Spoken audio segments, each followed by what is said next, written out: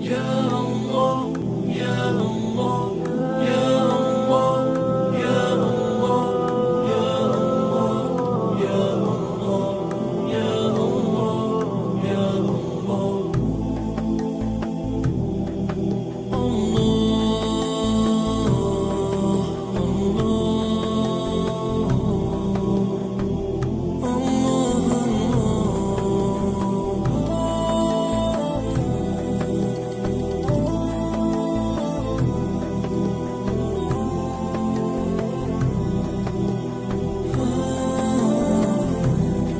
دلت را خانه ما کن، مصفا کردنش با من، به ما درد دل افشا کن، مداوا کردنش با من. اگر گم کرده ای دل کلید استجابت را، بیا یک لحظه با ما باش، پیدا کردنش با من.